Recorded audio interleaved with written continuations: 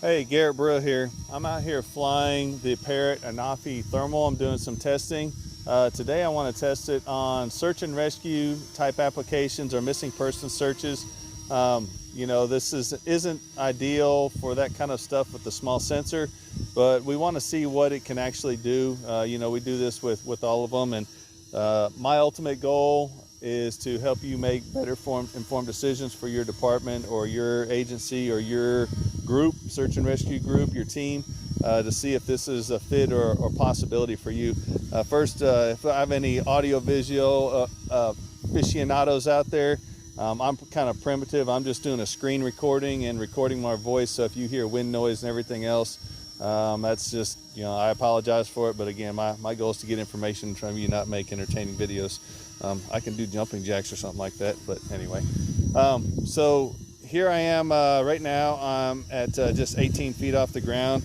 One of the first things you would probably want to do is climb and see what kind of detection. This is right now we are in absolute or isotherm. Let's put it in relative so you can kind of get the idea and the difference and see some of the capabilities. One of the things I want to show you before I take off is it's really nice is over here on the left you can adjust how much visual or how much thermal you blend into the scene, and whenever we get over by the trees that we plan to do here, you'll see how that even becomes more important for your situational awareness and everything else. I'm not going too deep into the woods today, guys. This is Texas, and we're getting towards summer, and there's mosquitoes that'll carry you away in there. So I'll get just close enough to see what we can see, and we'll go from there. So we do have about a 10-mile-an-hour wind today too. So again, you might have some wind noise and. All right, so let's go ahead and climb up. So we're at 60 feet, 75 feet,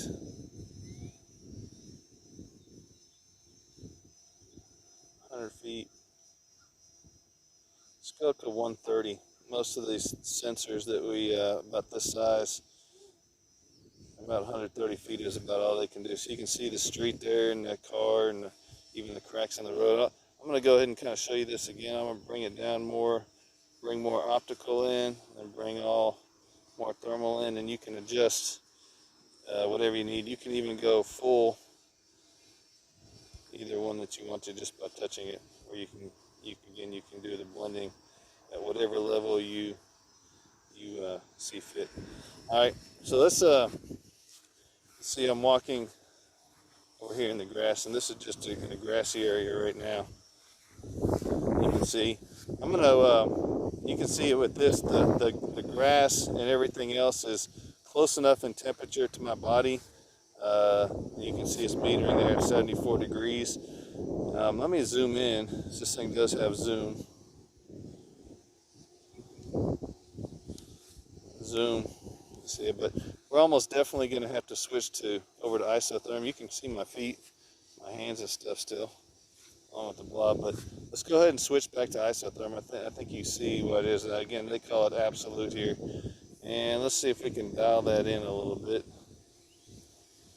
All right, let's zoom out. Again, I apologize for the wind.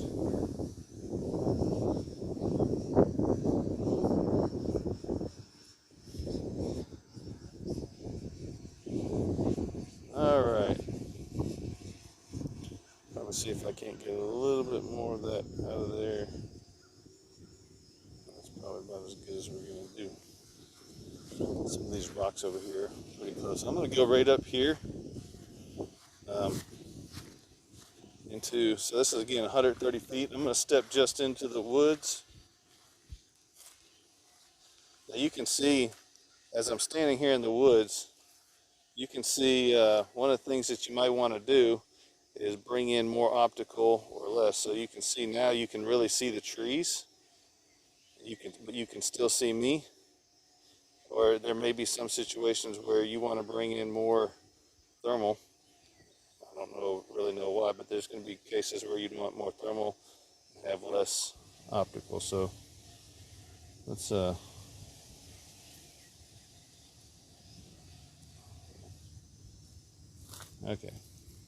Yeah.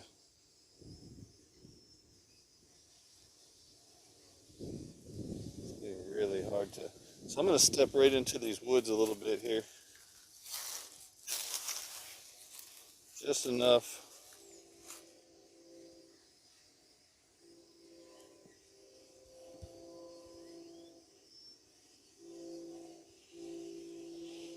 Where it would be normally difficult to see me, and it is still difficult to see me.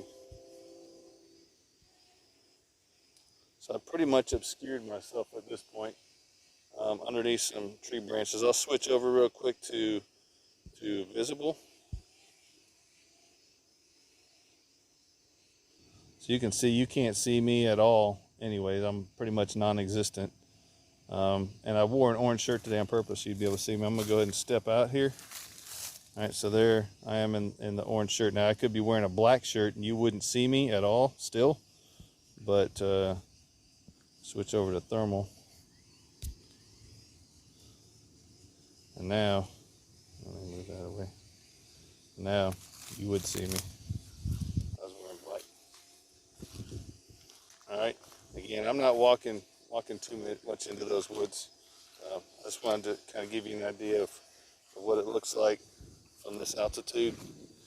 Again, if someone were walking along these woods and walking through them, probably in that clearing right above me there to the top, you'd be able to see it. But you know, if you have dense foliage and stuff like that, they're going to have to be moving, and you're going to see a little pink blob moving along the edge, kind of like I'm walking along the tree line here now.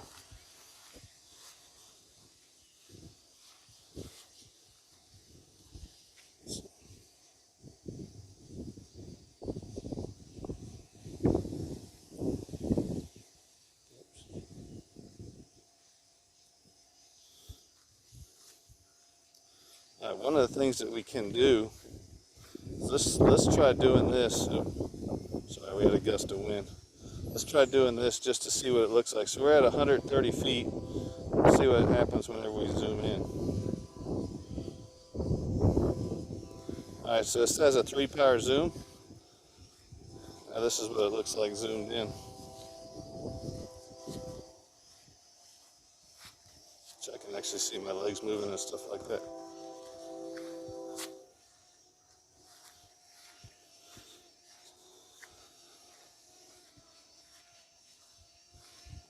Let's do this. Bring this down a little bit. Over here.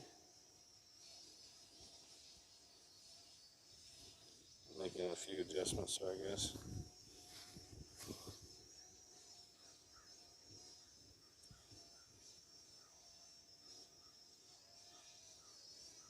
Trying to dial it in a little bit better. So, all right, I'm gonna zoom back out. These rocks and sand is what I'm walking along right now, and they hold the heat to about this, pretty close to the same temperature as my body over time. So anyway, well, I'm back out on the grass and probably need to kill a few mosquitoes real quick. But anyway, this is kind of what I wanted to show you. Is this a great sensor for search and rescue? No, you know, none of these small Lepton sensors are going to be great for search and rescue. They're going to work really good on other stuff, but not great on search and rescue. But I want to say it here again. I've said it before many times. I'll say it here again. You know, if you're have a small agency with a small budget, or you're just getting started on this stuff, and you know you really need to, you know, just have something going. You know, or if you're maybe a search and rescue team, a search and rescue group, maybe a nonprofit, you know, having something is better than nothing, because you know, without a thermal at all, without any kind of FLIR, you're pretty much stuck to just daylight hours, and you're not going to be able to work at night at all. So this kind of gives you an idea of what you could do, or how it might work for you. You know, if you don't have anything, a FLIR, any FLIR is better than no FLIR. And but again, the main goal of this is just to see if this is something that may work for you, or maybe it's not good enough for you. Certainly isn't the XT2 or XT or any of those higher resolution stuff, but you know what, it's pretty darn good. I really like the way that Parrot did the thermal overlay. You know, the best I've seen for how they did that. You can definitely see the trees and see where you're at, and you're not really flying blind. And then you just see the thermal overlay. And again, you can adjust it in and out just however much you want. It's not some presets or anything like that. It's a user adjustment. So anyway, let's go ahead, and one last thing I want to do is I'm going to go ahead and walk out here on the grass, and I'm going to bring it down. So we know the detection range. You could detect a person probably walking through the woods. You could probably detect them right around 130 feet, just like the other Lepton sensors. You're definitely not going to identify, but let's bring this thing down in altitude, start bringing it down, and let's find out what our identification range is, to be able to identify a person versus I don't know, a deer or something like that.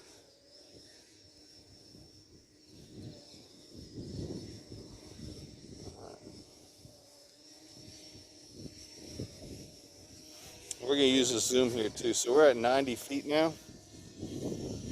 We're going to use the zoom because it has it.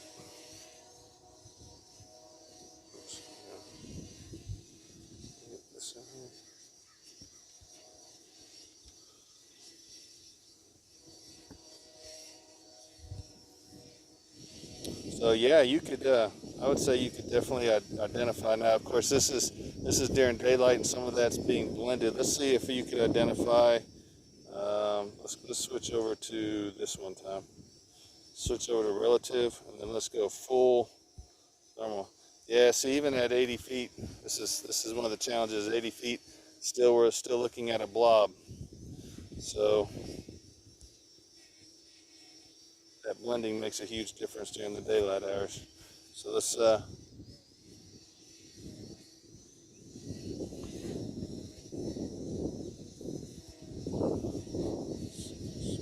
here.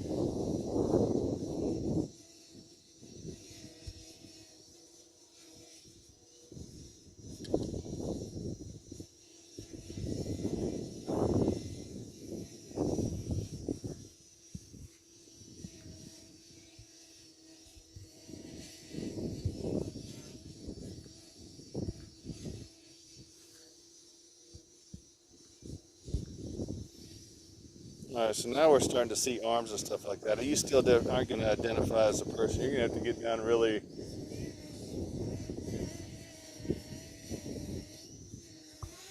Right about there. All right, now we're seeing arms and stuff like that. So it'd be easier to identify a person with footsteps. You can see my legs. So about 50 feet. About 50 feet is the closest that you're going to identify a person from a deer or something like that. So that's good to know. But if we bring in some. Bring in some of this optical, now you can easily identify. So, all right, guys. Well, anyway, wanted to get this out there, and hopefully this helps you make a decision to see if it's right for you. This is, again, the Parrot Anafi Thermal, and you kind of seeing what it looks like. We'll do some more testing, and I'll make some more videos. We'll talk to y'all later.